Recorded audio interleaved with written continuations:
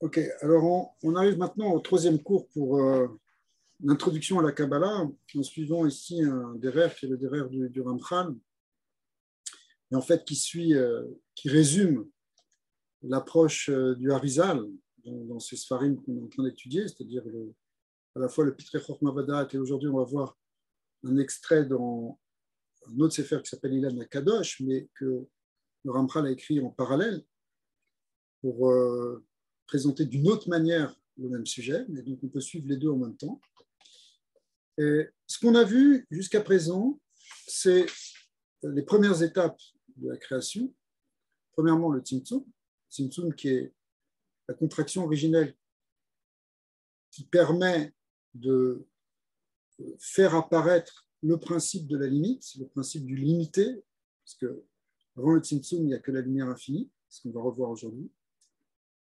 Et pour que le monde puisse avoir des limites et avoir des mesures, il fallait faire apparaître le principe de la limitation. Et donc le Tzimtzum, c'est ce qui voile l'infinitude pour faire apparaître le principe du fini.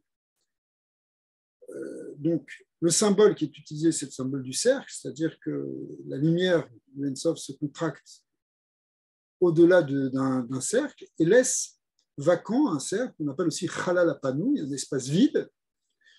On a dit plusieurs fois que c'est un symbole, que ce n'est pas évidemment quelque chose de physique, ça n'a rien à voir. C'est un symbole pour montrer que Dieu a voilé son côté infini.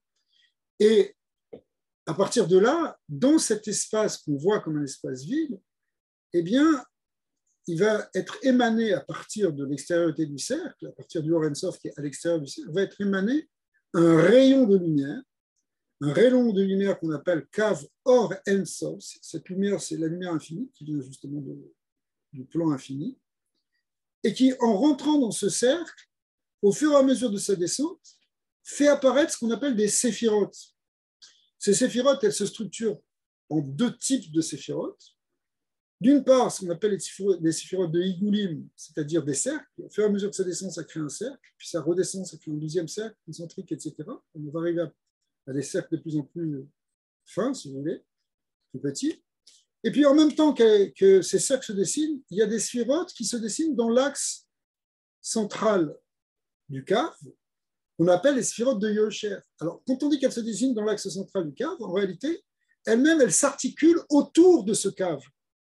Et en s'articulant, elles s'articulent autour de, on va dire, trois axes, ce qu'on retrouve dans les images classiques des arbres séphirotiques, trois axes qui correspondent aux trois forces fondamentales qui vont permettre à Dieu de diriger le monde et d'intervenir en particulier avec les hommes, qu'on appelle les trois axes de Chesed, Din et Rachamim. En abrégé, ça se dit Cheder. Chesed, Din, Rachamim. On peut, on appelle aussi ça la droite, la gauche et le centre. Alors, ces sphirotes, elles vont donc être articulées comme ça. Alors, ça, c'est ce qu'on avait vu dans Pitrei Chochma Vadat. Maintenant, on va essayer de le revoir, finalement, un petit peu différent, dans l'autre Sefer du Ramchal, qui est vraiment le parallèle, et comme on vient de le dire, qui s'appelle Ilan HaKadosh, ou bien Asara Prakim. Il y a plusieurs noms pour désigner ce livre, qui est en fait sous forme de 10 chapitres, où le Ramchal a résumé, sous une forme de Mishnah, c'est des Mishnayot, il a résumé la doctrine, enfin la présentation, très synthétique ici, mais la présentation de ce qu'on voit dans le Etzraïm du Harizal. Exactement le Etzraïm, puisque le Etzraïm n'existait pas encore vraiment publié, mais le Etzraïm, c'est déjà la quintessence du Etzraïm. Ce sont les chapitres principaux, on va dire, du Etzraïm. Après, c'est d'autres développements. Eh bien, le Ramchal en a fait une sorte de résumé dans ce livre qu'on va voir maintenant. Alors, on peut le faire tout de suite. Voilà. Alors, ça s'appelle Klalut Ilan HaKadosh. On l'appelle soit Klalut Ilan, soit on l'appelle Ilan HaKadosh.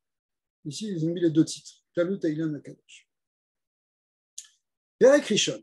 Donc, ça reprend l'idée ici de Tzimtzum, de Kav, de Higulim et de Yosher, mais on va apprendre quelque chose d'autre en plus.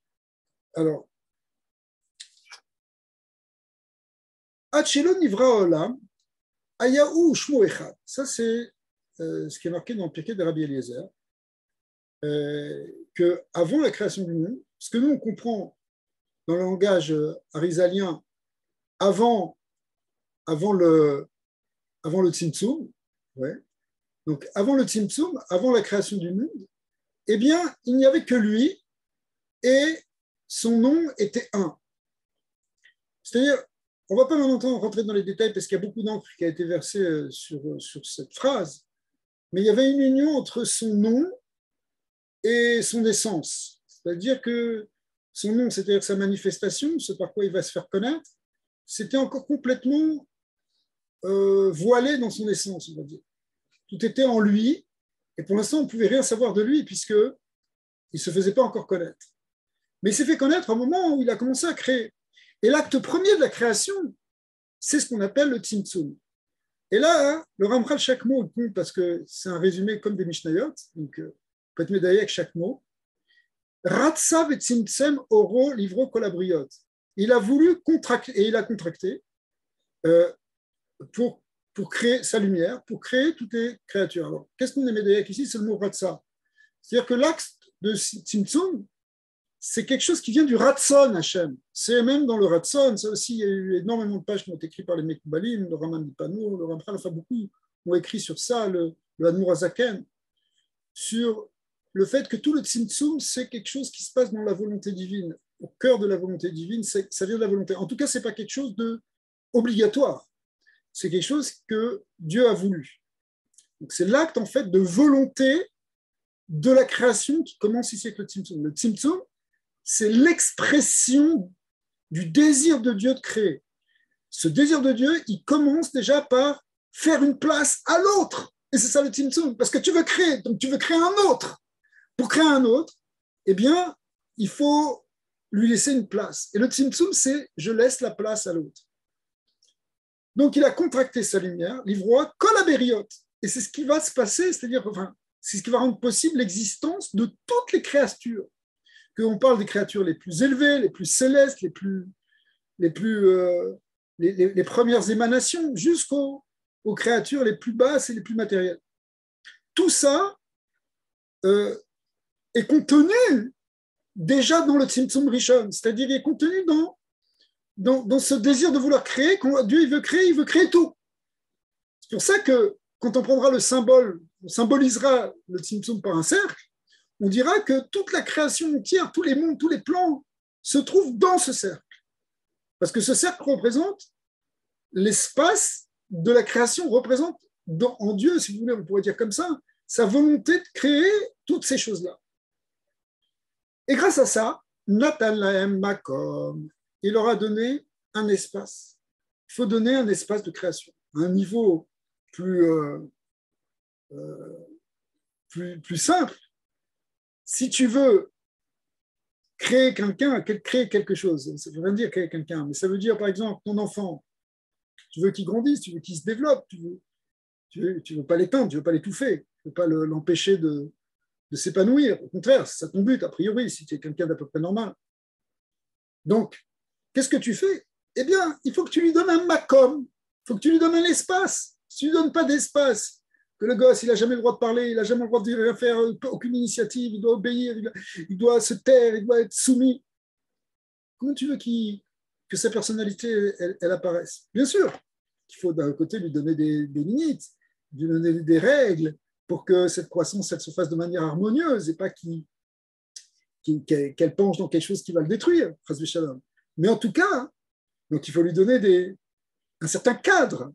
Mais dans ce cadre, il faut qu'il ait un espace de vie. Eh bien, Hachem, au début de la création, il nous donne un makom. C'est pour ça qu'après, on va l'appeler qu'il est le mekomo shel olam, parce que c'est lui le lieu, c'est en lui qu'il nous laisse un espace. Parce que lui, il prend tout l'espace au départ. Attention, quand je parle d'espace, on n'est pas dans l'espace physique, hein, on est dans le concept d'espace. Donc Hachem, il est mekomo shel olam. Mais il va nous donner, que le Tzimtzum, il va nous donner une place pour exister. C'est ça essentiellement le concept de Tzimtzum. Alors, effectivement, c'est pour ça que le texte nous a dit, Nathan Lahem Makom, il leur a donné à toutes ces créatures un espace. En lecha davar she'eno makom, et du coup, ça reprend l'expression qu'on voit dans Pirkei Avot, où chacun il a son temps, chacun il a son espace aussi. Eh bien, il n'y a rien qui n'a pas une place. Tout a une place. Ça aussi, c'est tellement important. Ne pense jamais, celui-là, ce qu'il fait dans l'univers, il a tout raté, il est rien, il est inutile, il est parasite. C'est pas vrai. C'est pas vrai. Il n'y a pas de parasite, il n'y a rien. Chaque créature, elle a un espace, elle a une place que Dieu lui offre, qu'Hachem lui a donné. Toutes les créatures, de la plus grande jusqu'à la plus petite, de la plus noble à la plus vile. Il n'y a pas quelque chose qui n'a pas une place. La place, encore une fois, il faut comprendre pas simplement au niveau physique, mais un espace pour exister. Il y a une possibilité d'existence, et cette possibilité, elle est donnée par Dieu, et c'est ça que représente ce cercle du Tzimtzum. C'est l'espace où chacun va trouver sa place. D'accord ? Alors, ça évidemment, c'est très, très important, et ça fait partie de la notion du Tzimtzum. Donc, on arrive à la conclusion que En lera davar she'eno makom. Il n'y a rien qui n'ait pas de place. Nimsa makom shavel ekulam. Et de ce point de vue-là, eh bien, c'est égal pour tous parce que tout le monde a une place. Tout le monde a une place. Donc, si tout le monde a une place, tout le monde va être assis quelque part, si vous voulez. Et ça, c'est la même chose. Alors, vous allez me dire, oui, mais d'accord, mais il y a des gens qui ont une place, ils sont peut-être plus proches d'Hachem, d'autres sont moins proches d'Hachem. Ça, on verra après. Il y aura aussi cette hiérarchie de les gens qui sont plus proches de la lumière, d'autres, la lumière est plus cachée pour eux. Mais en tout cas, ils ont tous une place en Hachem. Hachem, il leur a laissé une existence pour ça. Et c'est pour ça que puisque ce concept d'avoir une place, il est équivalent pour tous, aussi bien pour toutes les sortes de créatures, qu'on a une place, alors le symbole qui est donné, ça correspond encore au symbole du cercle. Parce que le cercle, eh bien, c'est un symbole d'égalité. Parce que dans un cercle, ce qui définit un cercle, c'est que tous les points de la circonférence du cercle, ils sont à équidistance du centre. Ils sont à la même distance du centre. N'importe quel point dans un cercle, il est toujours à la même distance du centre. Ça veut dire que finalement, on est tous égaux dans un cercle. C'est quelque chose qui est un symbole qui va revenir beaucoup d'ailleurs. Par exemple, on parle que les tzadikim, ils font une ronde dans le Gan Eden. Une ronde, c'est encore le symbole du cercle, pour dire que finalement, à un certain point, on est tous aussi proches d'Hachem. On parle aussi du Mashiach. Le Mashiach aussi, on va faire une ronde. Il y a énormément de symboles sur beaucoup de choses qui ont été dites sur le cercle, mais ici, l'idée, c'est l'idée d'égalité. Alors, c'est très important, ça reviendra aussi dans d'autres concepts, par exemple, le Hormakif, etc., qui est égal pour tous, etc. OK. Donc, c'est ce qu'on appelle Nimsa Makom Shavel et Kulam. Le lieu, il est égal pour tous. Évidemment, après, il y aura peut-être une organisation dedans qui va se faire. Mais du point de vue du lieu, on est tous. C'est-à-dire qu'il y a un point, si vous voulez, on est tous aussi proches d'Hachem les uns que les autres. Tous. C'est pour ça que Korah aussi, il ne s'était pas trompé complètement, parce qu'il a dit Kulam Kedoshim, on est tous Kadosh. Parce qu'en fin de compte, l'essence de Dieu, elle est partout dans cet espace, puisque c'est lui qui nous laisse l'espace. Donc, il est là avec nous partout. Donc, qui qu'on soit le plus grand, qu'on soit le plus petit. Et c'est vrai, sauf que le vivre comme voulait le vivre, comme le voulait le vivre Korah, ce n'était pas possible, c'est demander Mashiach. Mais on voit que le Baal Shem Tov aussi, il a donné aussi autant d'importance aux grands Talmidei Chachamim qu'aux simples paysans qui parfois ne savaient pas lire. Pourquoi ? Parce que du point de vue de leur âme, du point de vue de leur existence la plus profonde, eh bien, ils sont dans l'espace de Dieu, ils sont en Hachem, on est tous dans les mains d'Hachem, on est tous dans ce cercle où on est tous entourés d'Hachem de la même manière. C'est un symbole, évidemment. D'accord ? Mais ça veut dire que quelque part, on est tous autant égaux vis-à-vis de Dieu.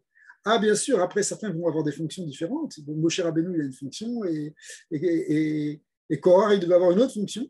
Il devait rester simplement à sa place.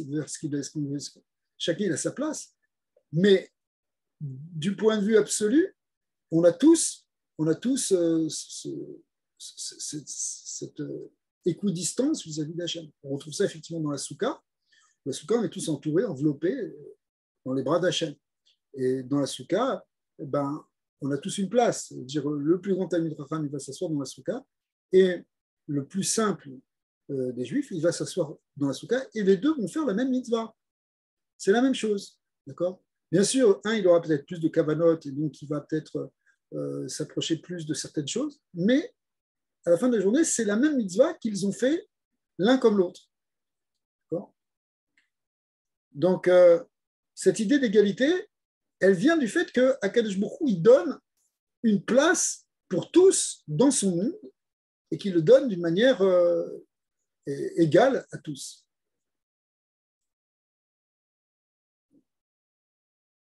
Ok. Alors, dans cette image du cercle, encore une fois, eh bien, le Ensof entoure de tous les côtés, il y a du Ensof. Ok, ça c'est le tzimtzum. Deuxièmement, le kaf, le rayon. Il y a un cave, un rayon, yotse mimeno letzad echad, qui va sortir à un endroit, donc ça peut être n'importe où dans le cercle, de toute façon, il n'y a pas de haut et de bas pour l'instant encore. Mais on voit, bon, dans le symbole qui est donné par le Rizal, il y a un cercle, et puis en haut, tout d'un coup, il y a un rayon qui se met à descendre. Vekav yotse mimeno letzad echad, bokea venirnas. Alors il va percer et rentrer. Il va percer parce qu'il faut qu'il rentre dans cet espace. Cet espace où il y a le principe du fini, comme on l'a dit tout à l'heure. Or ici, maintenant, ce rayon, lui, il est un rayon du Or En Sof. Donc il faut que le Or En Sof, que l'infini, pénètre le fini. Pour nous, si vous voulez, ça veut dire, par exemple, quand on a un miracle, il y a des miracles, on les voit dans la Torah, mais on peut avoir même aussi des miracles dans notre vie personnelle. En fait, c'est une intervention de l'infini dans le fini. Parce que quand la mer Rouge, elle s'est ouverte, ouais, l'eau, au lieu de descendre, elle s'est mise à monter. Donc, il y a eu un changement des lois de la nature. Parce que normalement, l'eau, elle coule vers le bas. Et tout d'un coup, ça a fait des murailles, l'eau. D'accord? Et ils sont passés à pied sec. Bon, il y a plein d'autres miracles à l'intérieur en plus de ça. Mais ce miracle-là, il veut dire qu'il y a une intervention grave, importante, dans les lois de la nature. Pour qu'il y ait une intervention dans les lois de la nature, il faut faire appel à quelque chose qui est au-delà de la nature, qui est surnaturel. Et ce surnaturel, ça veut dire qu'il n'est pas limité. Il dépend justement de l'infini. Mais la rentrée, la pénétration de cet infini dans le fini, c'est quelque chose qui a un bouleversement des lois. C'est pour ça que d'ailleurs, on ne voit pas tous les jours la Kriyat Souf, l'ouverture de la mer Rouge. Mais ça, voilà, ça, on peut le comprendre dans ces mots-là qui viennent en fait au départ du Harizal, qui est que c'est Bokeh, il faut que ça perce, il faut que l'infini perce pour rentrer dans le fini. Bokeh, Venichnas, Veose Kol HaMadrigot. Et après ça, ce rayon, quand il va commencer à descendre, il va faire des degrés, il va faire des niveaux. Alors, ces niveaux, on les distingue, comme on l'a vu hier, en essentiellement 10 degrés, 10 étages, Esser Madrigot. Elles sont au nombre donc de 10 madrigot. On a compris, ce sont les 10 séphirot. Midatan Shen Laem Sof. Alors ça, c'est une expression qui est empruntée au Sefer Yetzira. Sefer Yetzira, qui est le Sefer attribué à Avraham Avinu et qui est le premier grand Sefer qui nous parle des séphirot. Et là-bas, le Sefer Yetzira nous dit, dans le premier chapitre, que les midot des séphirot, elles n'ont pas de sof, elles n'ont pas de fin. C'est-à-dire quoi, elles n'ont pas de fin? Ça veut dire que l'essence des séphirotes est de l'ordre de l'infini. C'est ce qu'on a expliqué hier. C'est-à-dire qu'à l'intérieur des séphirotes, il y a le Or En Sof. Et après, il y a une deuxième manière d'expliquer cette phrase-là. Peut-être on la reprendra un petit peu. Enfin, bon, on peut le dire maintenant. La deuxième manière d'expliquer, d'ailleurs, ces deux manières sont expliquées dans les Rishonim, c'est que, en fait, quand on dit 10 séphirotes, ça se subdivise à chaque fois en 10. Pour ceux qui connaissent un peu les maths, c'est un peu comme l'ensemble des nombres, tu prends l'ensemble des nombres décimaux, alors tu vas dire, les nombres, alors tu vas dire, il y a 0, 1, 2, 3, 4, 5, 7, 8, 9, 10, mais en réalité, entre 0 et 1, tu peux retrouver encore 10 nombres, 0,1, 0,2, 0,3. Maintenant, entre 0 et 0,01, entre 0 et 0,1, tu peux trouver encore 10 nombres. 0,001, 0,002, etc. Et tu peux diviser à l'infini. Donc, c'est la même chose. Quand on dit les 10 sphirotes, en réalité, c'est 10 degrés, mais entre 2 degrés, tu as encore 10 degrés, et encore 10 degrés, etc., etc. LM sauf. Il n'y a pas de fin, c'est complètement indéfini. Donc, ça, c'est l'autre explication. La première explication, c'est de dire que c'est du Or Sof, c'est le principe d'infinitude qui est à l'intérieur. La deuxième, c'est qu'elles se subdivisent les unes, elles se subdivisent à chaque fois en 10, à chaque fois en 10, donc Ad Sof. Mais en réalité, ces deux explications, elles sont liées parce que c'est parce que la nature profonde des sphirotes est de l'ordre de l'infini que ça peut se diviser, subdiviser à l'infini ou de manière indéfinie. Vous que la madrigot. Esser madrigot, en midaten shenem sof. Maintenant, ces séphirotes, elles se subdivisent elles-mêmes en deux types de sphirotes, comme on l'a expliqué, qui sont les sphirotes qui vont s'établir sous forme de cercle, ce qu'on appelle asara igoulim. Donc, on va voir les sphirotes comme 10 cercles concentriques à l'intérieur de ce grand cercle. Et au milieu de tout ça, 10 sphirotes qui apparaissent comme s'articulant autour de l'axe vertical de ce rayon qui descend, et on les appelle les sphirotes de Yosher, ce qu'on appelle ici Veyoshran Be'emtsa. Et il y a donc 10 madrigot, 10 séphirotes qui seront donc dans un axe vertical et qui seront au milieu, qui vont traverser en même temps tous ces 9 cercles. Okay. Alors, chez Baem Midotav Shel Makom, et dans eux et en elles, c'est-à-dire essentiellement dans ces dernières séphirotes, dans les séphirotes de Yosher, eh bien, on va retrouver les midot Shel Makom, ici, ça veut dire les midot d'Hachem, qui sont essentiellement 3 midot principales qu'on appelle Chesed, Din et Rachamim. Donc, la bonté pure, Din, la rigueur, et Rachamim, la miséricorde, c'est-à-dire quelque chose qui fait dominer la bonté sur la rigueur. Avec ces sphirotes, et en particulier, on l'a vu hier, avec les sphirotes de Yosher, eh bien, il va être Menaeg Kol Aberiyot Bamishpat. Il va diriger, Dieu va diriger toutes les séphirotes avec le Mishpat, c'est-à-dire avec une manière bonne, équilibrée et juste. C'est ça que veut dire le mot Mishpat. Mishpat, il ne faut pas le traduire par justice. Le mot justice, c'est plutôt la traduction du mot din. Le mot Mishpat, c'est en fait une forme de bonté. C'est quelque chose d'équilibré. Bien sûr qu'il y a une dimension de justice, parce que pour que les choses soient vraiment bonnes, il faut qu'elles soient justes. Si c'est injuste, ce n'est pas vraiment bon. Donc c'est pour ça que le Mishpat, il représente en fait quelque chose qui est juste, mais qui est bien, qui est bon, qui est pour le bien. Une justice trop rigoureuse, tu as fait ça, tu es puni, on ne veut plus entendre parler de toi. Au fond, ce n'est pas juste, parce que ce n'est pas ça le but. Le but, ce n'est pas de punir. C'est pour ça que d'ailleurs, dans la Torah, on ne parle jamais d'enfer éternel ou de choses comme ça. Pourquoi ? Parce que le but, même s'il peut y avoir un Gehinnom, ça peut exister, mais c'est toujours pour réparer. Parce que la justice, elle est pour le bien, elle n'est pas la justice pure. Le din pur, il ne permet pas au monde de tenir, parce qu'à la fin, qui c'est qui peut tenir le monde ? Est-ce qu'on est méritant, vraiment ? Qui va rester ? Pas grand monde. Donc, en fait, le mishpat, c'est quelque chose qui est juste, mais qui est surtout bon, qui est de la bonté. Mais ce n'est pas une bonté qui est injuste, parce qu'une bonté qui est injuste, elle ne construit pas, elle détruit elle aussi. D'accord ? On peut le voir, par exemple, dans l'éducation aussi. Si tu gâtes trop ton enfant et tu l'empêches pas d'avoir un mauvais comportement, alors il peut être totalement ingrat, il peut être complètement, je sais pas, impoli, penser que tout lui est dû. Alors, et toi, tu vas continuer à le donner gratuitement ? C'est un problème.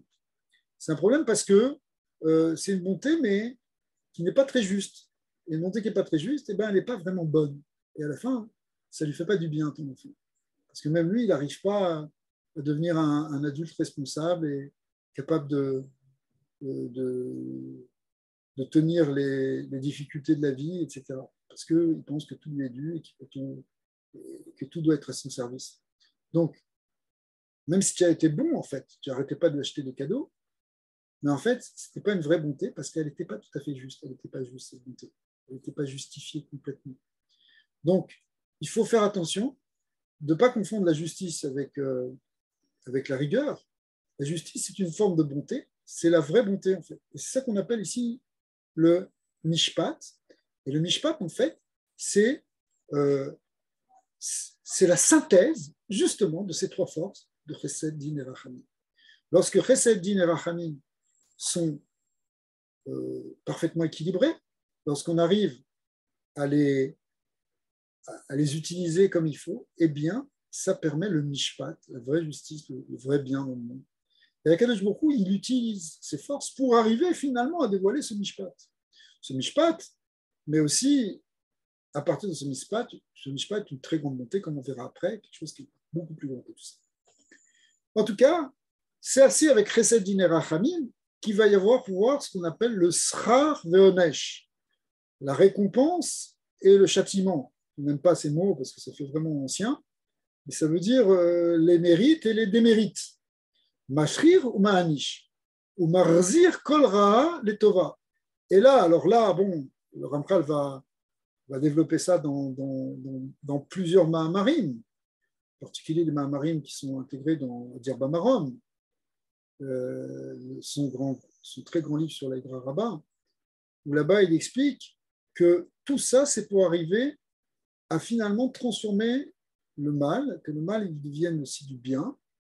Alors pour ça, il faut qu'il y ait déjà l'existence du mal, et puis que le mal il soit finalement soumis, et puis qu'après il soit transformé, et ce qu'on appelle Arzara Tara Latov, Marzir Kolra Letova, aussi dans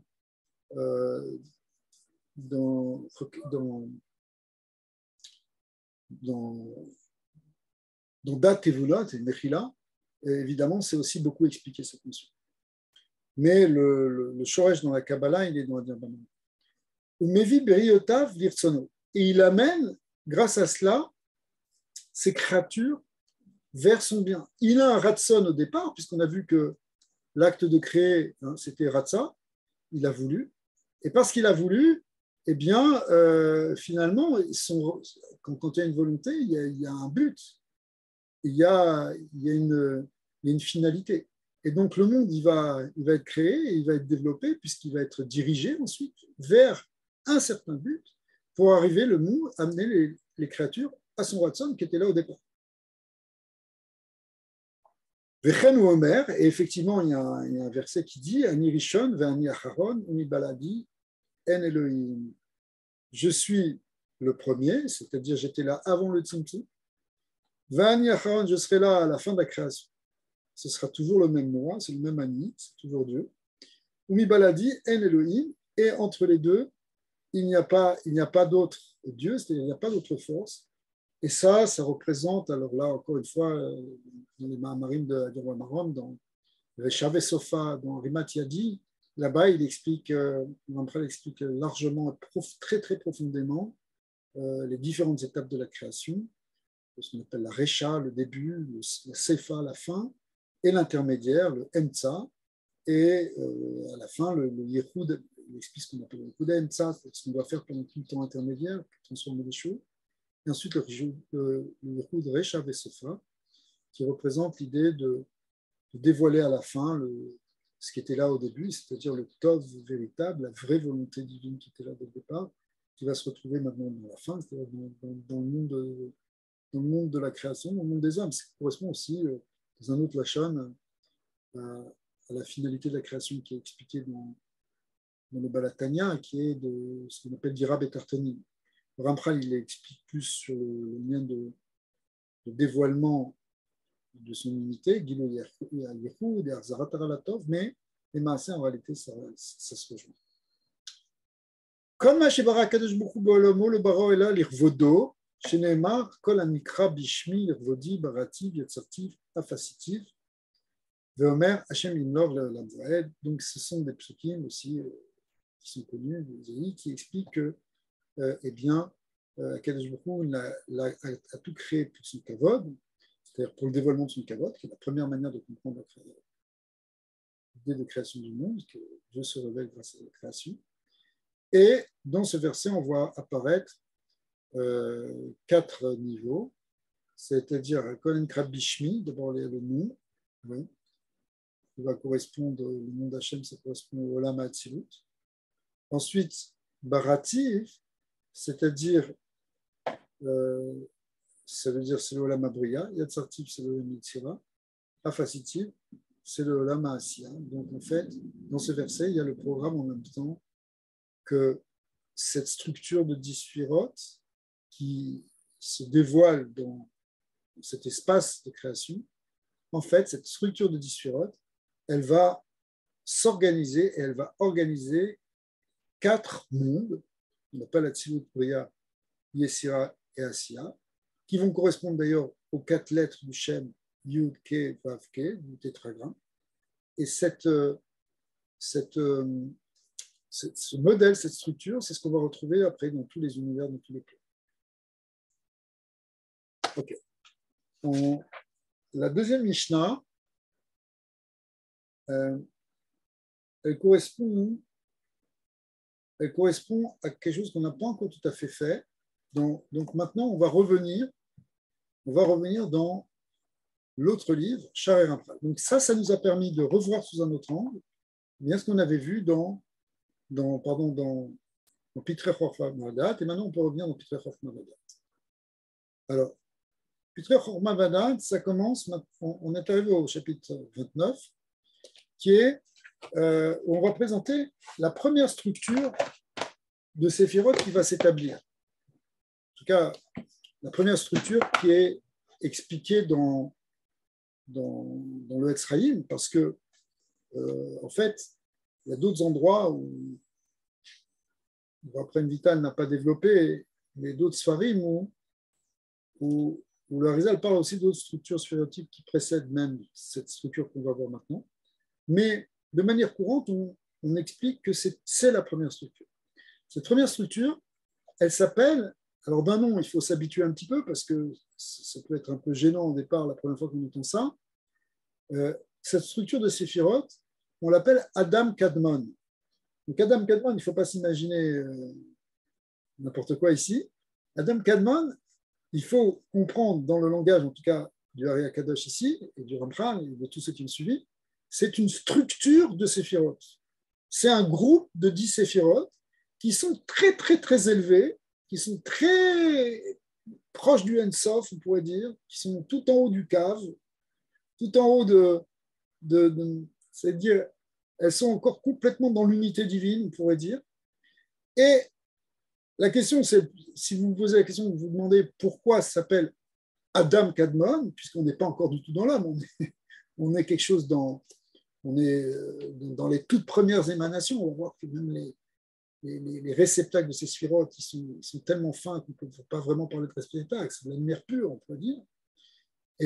Mais enfin, on parle quand même de 10 sphirotes. Alors pourquoi on appelle ça Adam? Adam, nous, quand on voit Adam, on voit un bonhomme. Ok, alors la réponse, elle est très simple, c'est que l'homme, y compris l'homme d'en bas, il est à l'image de cet homme d'en haut, de cet homme primordial ou principiel, on pourrait dire, au niveau du principe. Donc Adam Kadmon, qui est l'homme principiel, l'homme primordial, il n'est pas l'homme, il est le modèle premier de la structure de 10. Et la structure de 10, c'est ce qui fonde l'homme. Ou plus exactement, il faut s'habituer un petit peu, Adam, ça veut dire 10. Ça ne veut pas dire que ça. Mais le mot Adam, il veut dire structure de 10. Et donc les 10 premières sphirotes qui apparaissent, c'est le premier Adam. On l'appelle Adam Kadmon. Après, on pourra dans Hatzilut, les 10 sphirotes de Hatzilut, parfois on les appellera Adam de Hatzilut. Les 10 sphirotes de Briya, on les appellera Adam de Briya. Les 10 sphirotes de Yetzira, on les appellera Adam de Yetzira. Les sphirotes de Asiya, on les appellera Adam de Asiya. Et dans Adam de Asiya, il y a comme des microcosmes, des tout petits mondes, qui sont les petites créatures que nous sommes, qui sont à l'image de ce Adam de Asiya, qui est à l'image de Adam de Yetzira, qui est à l'image de Adam de Hatzilut, qui est à l'image de Adam Kadmon. Donc Adam Kadmon, c'est le premier modèle de 10 sphirotes qu'on appelle, ça s'appelle Adam. D'accord ? Ok. D'ailleurs, un des termes Adam, pourquoi nous on s'appelle Adam, parce que ça, dans Adam, on entend aussi le mot Adamé. Adamé, ça veut dire on va ressembler, on va être à l'image justement de ce Adam Elion, de ce Adam Kadman. Donc, retenons bien ça, quand on dit le mot Adam Kadman, il ne faut pas commencer à s'imaginer un homme très grand ou quelque chose comme ça. On parle de quelque chose qui n'est pas du tout physique, bien au-delà, bien au-delà du physique, parce que c'est même au-delà même de Hatzilut. Je ne sais pas si vous vous rendez compte de ce que ça veut dire. Alors, Eser Sfirot, Yesh Baen Pnimiut, Vechitzoniut, Amastirot. Alors, le texte n'introduit pas encore le terme de la Tam Kadmon, on va le voir après, on l'a lu juste dans le titre. Mais on va parler des 10 premières sphirotes primordiales, qui, elles, bon, on a vu qu'on en parlait en termes de cercle et de droite, Igoulim et Yosher. Mais on a dit, on va surtout étudier les Yosher, parce que les cercles, laissons-les un petit peu de côté pour l'instant. Les cercles jouent un rôle secondaire dans la direction du monde. On l'a déjà expliqué hier. Donc, quand on regarde ces 10 sphirotes de Yosher, elles-mêmes, elles se polarisent, elles se subdivisent, on pourrait dire, elles se polarisent entre une intériorité, qu'on appelle pnimiut, l'intériorité de la sphira, et une chitzoniut, ce qu'on appelle l'extériorité de la sphira. Pnimiut et chitzoniut. La chitzoniut, qu'est-ce qu'elle fait? Elle est mastirota. En fait, la chitzoniut, elle cache la pnimiut. Comme un peu quand on regarde l'homme d'en bas, puisqu'on est à l'image de cet homme d'en haut, eh bien, notre corps cache notre âme. Comme on ne la voit pas, notre âme, c'est notre pnimiut, c'est notre intériorité. Notre corps, c'est notre chitzoniut, c'est notre extériorité. Achalakim mina pnimiut, bokim achitzoniut veyotzi. Alors maintenant, il y a quelque chose de très bien, très fort ici. Ramchal va très vite. C'est que il y a des aspects de l'intériorité de la pnimiut. On va voir que cette pnimiut, elle est faite de lumière. En fait, cette intériorité, par certains endroits, elle va percer et elle va sortir. Elle va sortir, elle va traverser l'enveloppe extérieure pour jaillir au-delà de cette extériorité.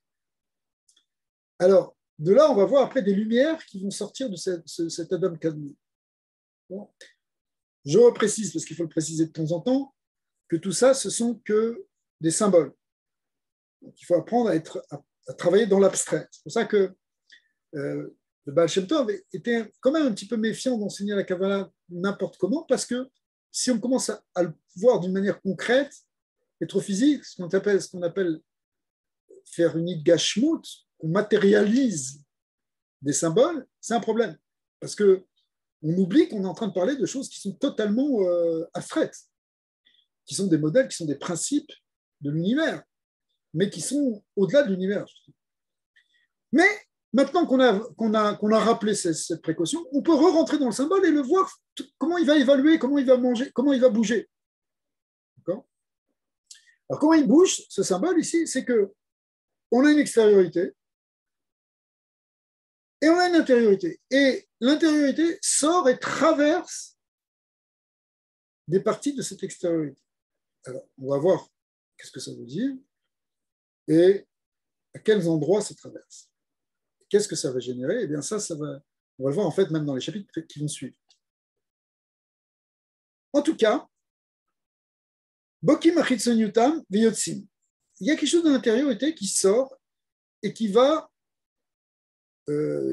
l'ifol peulat megula, qui va agir à un niveau, cette fois-ci révélé, puisque c'est sorti de l'intérieur, c'est sorti de l'enveloppe. Donc maintenant, ça va pouvoir se manifester, on va être au début d'une certaine manifestation. Rak, sheim lo yachitsoniut, seulement, s'il n'y avait pas eu la chitsoniut, s'il n'y avait pas eu l'extériorité, ayakol apnimiut, poel megoulé, en fait, la pnimiut, elle aura agi toujours de manière révélée, mais la pnimiut, elle est enfermée et elle sort que dans des endroits précis. Si il n'y avait pas eu cette extériorité, on aurait vu de tous les côtés, mais d'une certaine manière, c'est pas ça qu'on veut, parce que ce qu'on veut, c'est au contraire créer des limites, créer des filtres qui vont permettre d'arriver à une anaga, une direction qui pourrait être adaptée au monde d'en bas. Donc ici, où on est dans le premier monde, on est dans la première structure, il faut déjà mettre des filtres. Il faut que cette extériorité, elle empêche une partie de la lumière de passer, même qu'une petite partie de la lumière qui puisse passer, parce que déjà cette petite partie de la lumière, c'est déjà beaucoup, c'est déjà énorme. Reprenons un exemple qu'on prend souvent dans le monde physique. Quand tu produis de l'électricité dans une centrale atomique ou thermique ou avec des torrents, ce qui sort comme électricité, c'est très puissant. C'est quelque chose qui est... l'électricité, elle fait plusieurs centaines de milliers de volts, 400 000 volts. Mais quand toi, tu veux maintenant brancher ton appareil électrique dans ta maison, tu ne peux pas le brancher sur du 400 000 volts. Tu le branches sur du 220 ou sur du 110. Ça dépend où tu es. Okay. Maintenant, pour ça, il a fallu mettre un certain nombre de transformateurs. Donc 400 000 volts qui soient transformés en 100 000, qui soient ensuite diffusés dans le truc de 20 000, etc., jusqu'à arriver à du 100 volts. Parce que, bien sûr, c'est mieux 400 000 volts, tu as beaucoup plus d'énergie. Mais dis-moi, tu vas exploser ta maison. Donc, cette image-là, c'est l'image des Tzimtzumim successifs. Bien sûr, on a parlé du Tzimtzum Rishon, du premier Tzimtzum, qui donnait de la place à la création. Mais après ça, il va falloir réduire encore, jusqu'à ce que il n'y ait pas simplement la création, mais qu'il y ait la création du monde d'en bas. Donc, c'est pour ça qu'il faut une série de Tzimtzumim, Atzumim, pour reprendre le langage du Balatania et du Harizal aussi. Des Tzimtzumim, Atzumim, des Tzimtzumim extraordinaires qui vont finalement permettre le monde physique tel qu'on connaît. Alors, suivant les mondes où on est, cette forme de Tzimtzum, elle va prendre une forme différente. Mais à chaque fois, il y aura ce principe. Ici, c'est que il y a une limite qui est donnée par l'extériorité de ces sphéroïdes, et ce qui va nous intéresser, c'est juste les petits rayons de lumière qui vont en sortir à quelques endroits précis. Et à partir de là, vont se créer d'autres mondes qui seront beaucoup plus réduits par rapport à ce grand monde. Mais quand je dis beaucoup plus réduits, ils seront encore très forts. Un peu comme dans mon image, tu es passé du 400 000 volts à du 100 000 volts, c'est encore très fort. D'accord? Donc il faudra après encore d'autres Tzimtzumim, et encore d'autres Tzimtzumim, et encore d'autres Tzimtzumim, jusqu'à arriver au monde d'en bas, jusqu'à arriver aux 120 volts. D'accord? Alors, ici, on reprend le Tzimtzum qui a lieu donc au niveau de Adam Kadmon. Parce que s'il n'y avait pas cette Ritsoniout, il nous dit, s'il n'y avait pas eu cette extériorité, Aya Kol la plimut poil m'égouler. Toute la plimut se serait dévoilée, mais ce n'est pas ça qu'on veut non plus. On ne veut pas que. C'est encore un niveau d'infini trop fort, si vous voulez, pour nous. Veata rak chelek mimena. Ici, grâce à cela, on va voir juste une petite partie. Une petite partie de cette plimut, poilkar qui va agir. Donc on a réduit. Vemsod bekiyat haoznaim ve'achotem ve'ape. Dans le Harizal, Raya Kadosh nous explique que c'est cette lumière qui va sortir de la pnimiut et qui va traverser la Chitzoniut, elle correspond, on est toujours dans le symbole de l'homme, évidemment on n'est pas dans quelque chose de physique ici, encore une fois, mais elle correspond à la lumière qui sort des yeux, des oreilles et de la bouche. En réalité, je me suis trompé, parce que, enfin, c'est pas que je me suis trompé, je me suis un petit peu avancé, parce qu'ici, pour l'instant, on ne parle pas des yeux, les yeux, ça va venir, on va en parler un tout petit peu après, mais c'est plutôt les oreilles, le nez et la bouche. Ozen, Chotem, P. Les yeux aussi, ce sera aussi ce sera exactement la même chose, mais c'est une étape qui vient après. Donc, on parle ici de Ozen, Chotem, P. Alors là, pour quelqu'un qui est un peu débutant, tout d'un coup, il commence à avoir un petit vertige. Parce que pourquoi ? Parce que jusqu'à présent, bon, on était dans le truc, il y avait des cercles, il y a des droites, il y a un tzimtzum, il y a des rayons. Et là, maintenant, tu me parles de Dieu, de nez, de bouche, mais attends, tu ne m'as même pas parlé d'homme. Même le mot Adam Kadmon, il n'est pas encore écrit dans le texte, il est juste dans le titre. Mais il n'y a pas Dieu, il n'y a pas de nez, il n'y a pas de bouche, de quoi, il y a un bonhomme là-haut. Alors encore une fois, il faut qu'on apprenne à s'abstraire, à faire un travail d'abstraction, à travailler au niveau de la symbolique. Et évidemment, on ne parle pas des yeux comme nos yeux à nous, mais on parle du principe premier de ce qui va générer pour nous des yeux. Même chose pour les oreilles, pour les nez, etc. Pour tous les membres. Alors, en tout cas, des oreilles sort une lumière. Du nez aussi et de la bouche aussi. Alors, le nez et la bouche, c'est plus facile, parce que le nez, on voit qu'il y a du souffle qui peut sortir. La bouche aussi, il peut y avoir un ével à paix. On appelle un ével à paix, une vapeur qui sort de la bouche, un ével du chotem aussi, une vapeur qui sort du nez, mais des oreilles. Alors, Arizal nous précise que même si on ne le voit pas, même si ce n'est pas sensible, même des oreilles sort une petite vapeur, un petit ével. Donc, il n'y a pas que ça, en fait, parce que l'acte d'audition, c'est aussi aller chercher une information. Mais essentiellement, ce que nous dit le Arizal au départ, c'est qu'il y a aussi une certaine lumière qui sort des oreilles. En tout cas, les oreilles dans l'homme d'en haut. Mais pour nous aussi, ça se traduit parce qu'il y a un certain ével qui veut dire une vapeur, une buée, qui sort à la fois de la bouche, du nez et même des oreilles, même si les oreilles, c'est beaucoup moins visible, c'est quelque chose qui est beaucoup plus subtil.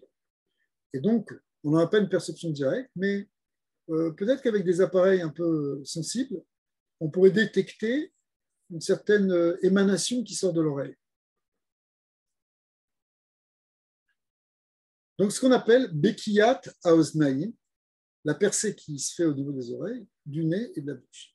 Qui colle comme chez Begouf les matins neke, parce que dans le corps d'en bas, c'est-à-dire dans le corps de l'homme d'en bas, à chaque fois qu'il y a un orifice, un trou, Noda sheesh kenegdo le maala, Bekiyat or apnimi, ayotse ubokea et achitzonut. Alors, on va trouver à ce moment-là,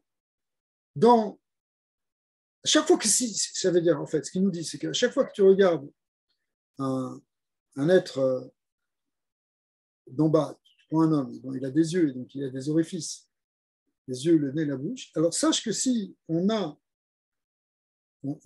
tous ces orifices en nous, c'est que ça correspond à des orifices en haut. Dans un Kamman, on va retrouver la même chose. Parce qu'effectivement, on est construit sur le même modèle. C'est ça qu'on s'appelle aussi Adam, comme lui.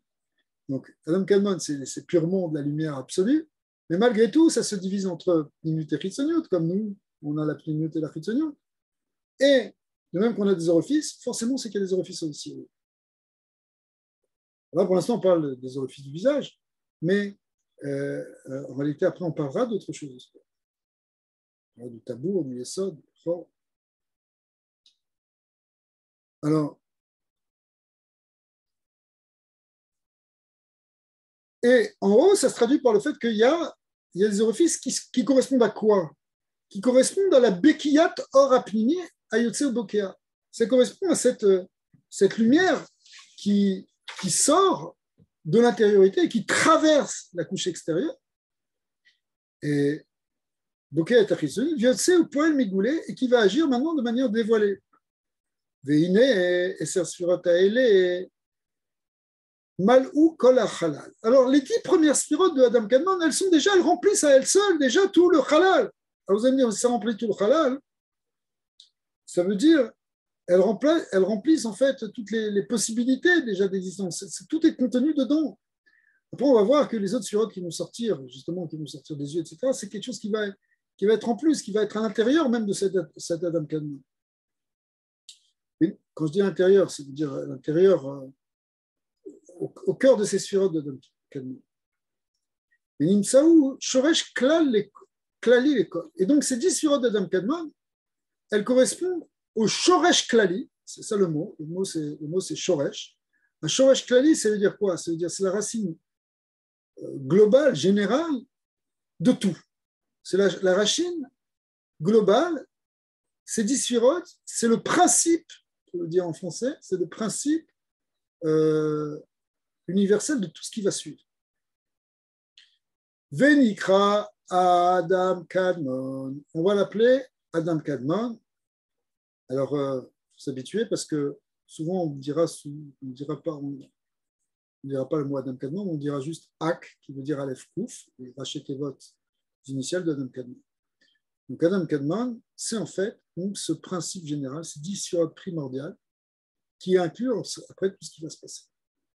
Alors maintenant, les lumières qui sont sorties, qui ont traversé cette extériorité, qui sont passées par, qui ont percé, eh bien, on les appelle des Anfeak. Anfeak, c'est-à-dire les branches de Ak. Ak lui-même, c'est le shoresh, c'est la racine, et les lumières qui traversent, eh bien, ce sont des, on voit comme symbole de branche, parce que c'est quelque chose qui va être une extension de Adam Kadmon à l'extérieur.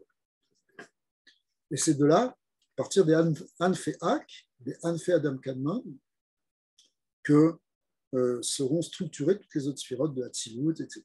On verra, parce qu'il y aura plusieurs étapes, il y aura plusieurs groupes de sphirotes jusqu'à arriver à aux sphirotes de Hatzilut, et ensuite de briller à la Sirat. Da. Qui trila takol naase atimsum. Alors, maintenant il reprend. C'est un peu la méthode du Ramchal, c'est de reprendre un petit peu plus profondément ce qu'on a vu avant. Et en même temps, ça permet de le réviser et de mieux l'intégrer. Daki trilata kol naase atimsum, au départ de tout, la première chose qu'il y a eu, c'était le Tzimtzum, vu Shoresh Adin, on a vu que c'est la racine du din, la racine de la rigueur, de la limite. Shemimeno, Imatser, Harkar, Bechinata, Keli. Et terme qu'on n'a pas encore vu, et qu'on verra largement par la suite, c'est que grâce à cela, c'est ce qui va permettre ensuite de faire les réceptacles. Le Keli. Dans les sphirotes, on a vu Pnimiut et Chitzoniut, on a dit que les sphirotes, elles étaient intérieures et extérieures.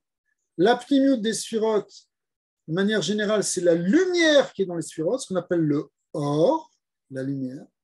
Et la Chitzoniut des séphirotes, c'est encore ce qu'on appelle le Keli, ou encore le réceptacle. Les réceptacles, les Kelim, c'est la Chitzoniut. Or, le Shoresh, la racine de cette Chitzoniut, de ces Kelim, il se trouve dans le Koharadin qui était là dans le Tzimtzum, puisque c'est ce qui limite, c'est ce qui bloque, c'est ce qui garde. Donc le Keli, c'est ce qui limite la lumière. Donc le Shoresh du Keli premier, c'est le din, c'est le Shoresh Adin.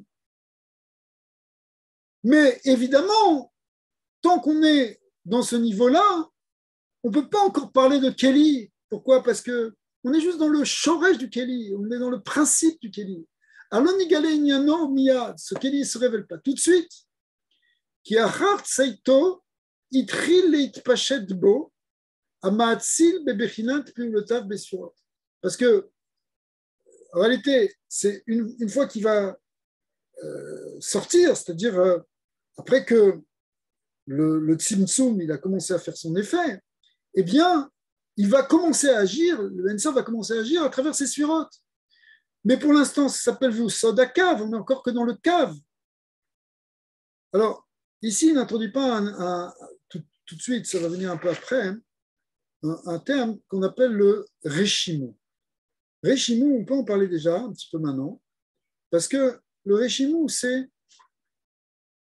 On a parlé d'un espace vide, d'un Chalal Apanim, n'est-ce pas? Vous voyez qu'il y a le Timdouk qui a fait un espace vide. Mais en fait, dans les écrits du Harizal, dans les enseignements du Harizal, c'est vraiment en particulier dans les enseignements du Rabbi Israël Sarou, qui était un des très grands talmidim du Harizal, il est dit là-bas que lorsque le Or Ein Sof se rétracte, se sépare de ce cercle, il laisse cependant une certaine trace. Une trace en hébreu, ça se dit Rochem. En araméen, ça se dit Réchimou. Donc le Réchimou, ça veut dire que c'est la trace du Or Ein Sof. Cette trace du Or Ein Sof qui en même temps, il y a beaucoup à dire là-dessus, ça veut dire c'est le principe justement du fini qui se retrouve dans ce Réchimou, dans cette trace-là, eh bien, c'est ça qui va être le shoresh des Kélim, c'est ça qui va permettre les Kélim. En même temps, lorsque le Kaf descend, il traverse ce Réchimou. Il vient, il pénètre dans le Chalal Panou, dans lequel il y a ce Réchimou. Et ce Réchimou-là va être le shoresh des Kélim, et le Kaf va être le shoresh des Orot, des lumières.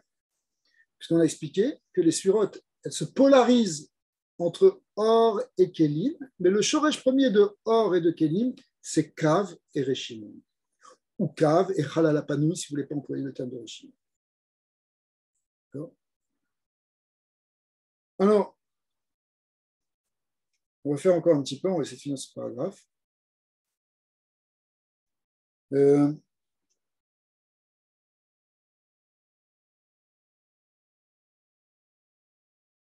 Vu Sod Akav, ça c'est le Kav, c'est lui le Kav qui agit, c'est le Or. Donc au tout début, lorsque le Kav descend, il y a juste Pnimiut et Chitzoniut. Il y a la Chitzoniut qui est le Réchimou, qui est la force du Chalal Apanoui, la force du Tzimtzum, on peut l'appeler aussi comme ça dans certains sfarim. Et il y a le Kav qui est le rayon de Ensov qui descend dedans. Arlo Egiya le Madriga Kli. Mais on ne peut pas parler encore de Keli. Un Keli, un vrai réceptacle, ça va venir plus tard. Qui Bechinat Atzimtzum Beatzmuto Lonigale Kla. Parce que la Atzmut du Tzimtzum, c'est-à-dire ce corps du limité, etc., eh bien, ça ne se manifeste pas encore véritablement. Ça va se manifester que plus tard. Là, on pourra parler vraiment de Kélim, quand on va faire encore d'autres Tzimtzumim, jusqu'à se faire apparaître vraiment des Kélim. Mais pour l'instant, on est dans le principe même qu'il y a un Pnimi et qu'il y a un Chitzoni. Il y a l'intériorité et l'extériorité.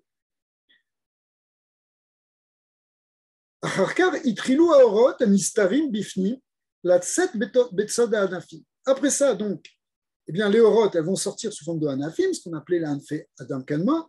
Et en réalité, c'est la lumière ici du Or Ensof qui agit à travers le Tzimtzum, qui fonctionne à travers ces contractions et qui va utiliser en fait maintenant l'extériorité de Adam Kalman pour pouvoir faire jaillir ces sphères.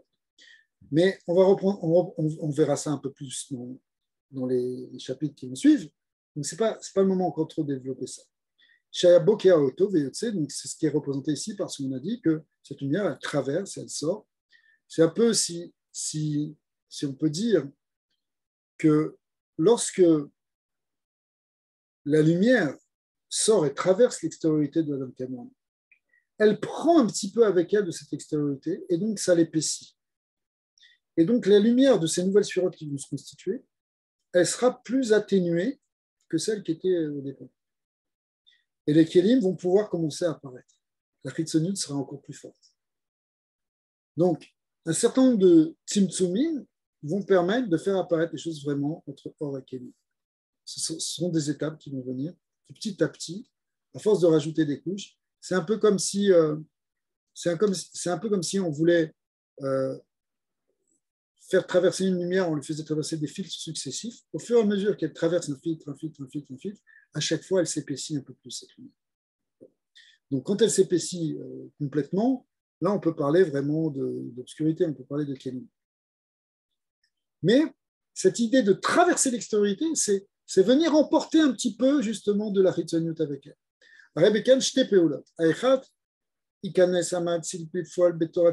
Premièrement, ce qu'on peut retenir, c'est que le Matzil, c'est-à-dire Dieu, celui qui a fait tout émaner, eh bien, il va agir en utilisant le Tzimtzum, en utilisant donc la limite, comme on a expliqué hier, qu'il ne veut pas agir d'une manière illimitée.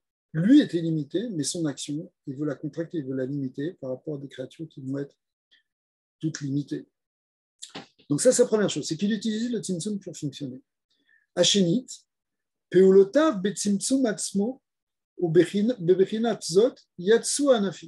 ces actions elles-mêmes, elles sont dans le tzimtzum, ça veut dire qu'elles vont elles-mêmes être encore nouveau contractées. C'est-à-dire que même les actions, au départ, le premier tzimtzum, c'est Hachem, il veut agir de manière limitée. Deuxièmement, maintenant, les actions elles-mêmes, il faut les limiter dans cette limite. Ça représente le fait de passer de Adam Kadmon à des mondes qui vont venir ensuite. Bebrinat Azot, Yatsua Anafim, ce qu'on appelle ici effectivement les Anfeak, les branches de Adam Kadmon, Veyetziatam, Eta Derer, Bekiat, Acharashim, Achushim, Lachutz. Effectivement, comment ça se fait? Eh bien, symboliquement, ça passe par ces Hushim, par ses sens, c'est-à-dire les oreilles, le nez, la bouche. Alors, ça peut paraître un petit peu compliqué. Dans le prochain cours, on va reprendre tout ça, mais cette fois-ci, on reprendra dans la version du Ilan Akadosh, et ce qui nous permet de le voir sous un autre angle et de se familiariser un peu plus encore avec ces notions pour finalement après pouvoir les manier facilement. Voilà pour aujourd'hui. Faites de beaux rêves avec Adam Kadmon.